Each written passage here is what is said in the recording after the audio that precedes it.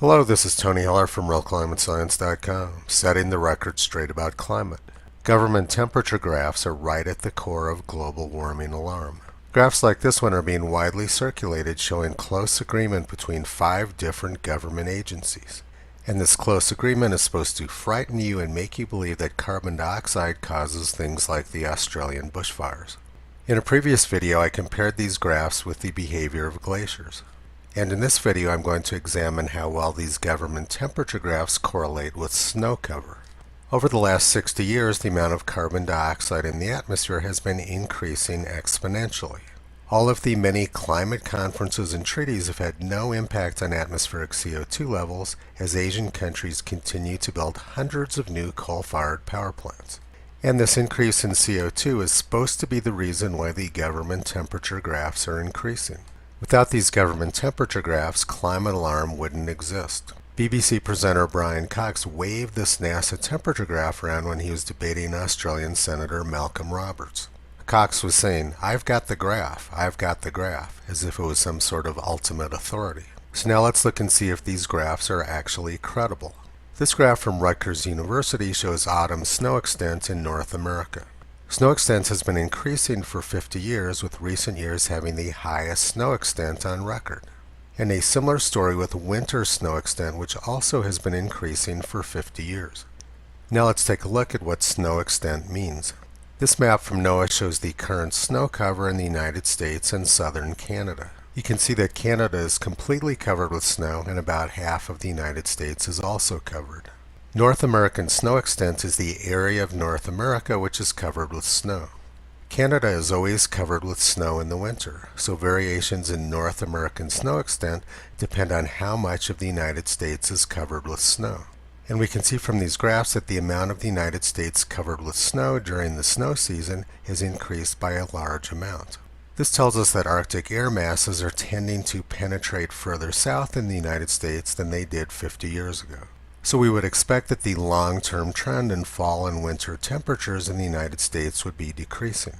And this is exactly what the raw temperature data from the United States Historical Climatology Network shows. This graph shows the average afternoon temperature from September through February at all United States Historical Climatology Network stations. The warmest snow seasons occurred in 1954 and 1932, and the trend has been downwards for a century. Snow seasons in the United States are getting colder, which is why snow extent has been increasing. This graph shows the September to February percent of days above 50 degrees Fahrenheit. As you can see, they've been decreasing. And it's the same story for the number of 60-degree days, and 70-degree days, 80-degree days, 90-degree days, and 100-degree days. It's very clear that the long-term trend in afternoon temperatures during snow season has decreased significantly in the United States over the past century. But NOAA doesn't release graphs of the raw temperature data to the public. Instead, NOAA releases graphs which look very different from the raw data. NOAA shows snow season afternoon temperatures increasing, with recent years being the warmest on record. This is the exact opposite of what we would expect with the record high snow cover in recent years. The NOAA temperature graphs make no sense. Whereas the raw temperature data does make sense before NOAA tampers with it. Most people outside of government agencies understand that snow is associated with cold, not warmth. This graph shows the amount of tampering which NOAA is doing to the raw temperature data. They cool the past about 1.5 degrees Fahrenheit and warm the present by about 0.5 degree Fahrenheit. This is about 2 degrees of data tampering. And that is how they turn a long-term cooling trend into a warming trend, by good old-fashioned data tampering.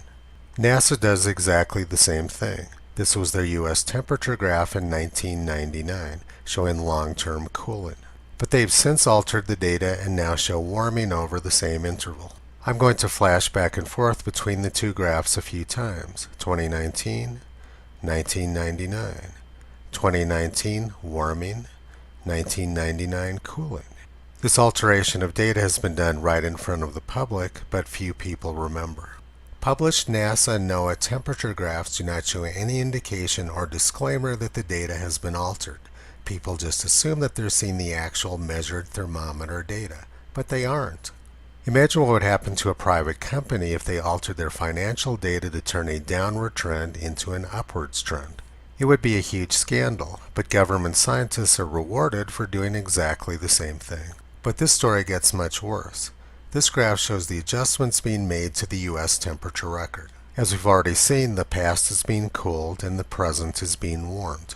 This is the same graph, but instead of plotting time along the x-axis, now I'm plotting atmospheric carbon dioxide.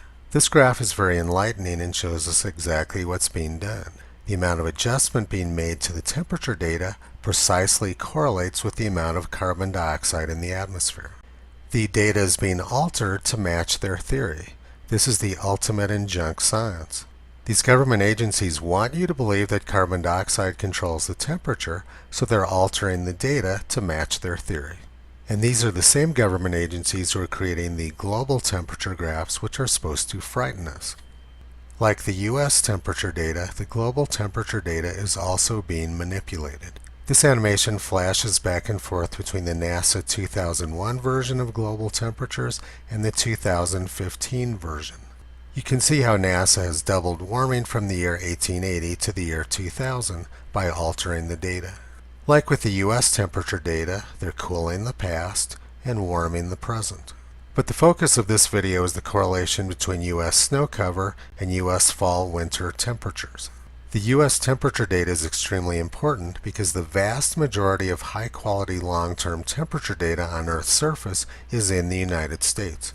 This map is from NOAA and shows where they have daily temperature records from 1891 to 1920. You can see that the United States has the majority of them. There's some in Western Europe, some in Australia, and very few in the rest of the world. Thus, the data tampering which is going on in the United States is critically important for the long-term global temperature record. And even now, the coverage in much of the rest of the world is very poor. The coverage in Africa is very poor. The coverage in South America is very poor. Greenland, Antarctica, and even much of Australia. The data tampering which is being done is completely destroying our understanding of climate. They're showing us the exact opposite of what's actually going on. In this graph, I've overlaid the carbon dioxide curve on top of snow cover. You can see that autumn snow cover's increased just as carbon dioxide's increased over the last 50 years. This is the exact opposite of what climate experts predicted, and it's also the exact opposite of what they tell us is actually happening. They claim that snow cover has decreased in most areas of the globe. But if we look at the Rutgers University graph of snow cover for the whole year, we can see that for the past 5 years, snow cover has been consistently above normal, and it's been above normal for most of the last 25 years. Basically, you can't believe anything which climate experts are telling you. Albert Einstein said, "Blind belief in authority is the greatest enemy of truth." And climate is the ultimate example of this. U.S. fall-winter snow cover is increasing just as temperatures are decreasing. This is exactly what would be expected, and it's also the exact opposite of what government experts are telling us. Visit Toto on the web at realclimatescience.com. He's been pulling back the curtain on junk science and propaganda for a long time.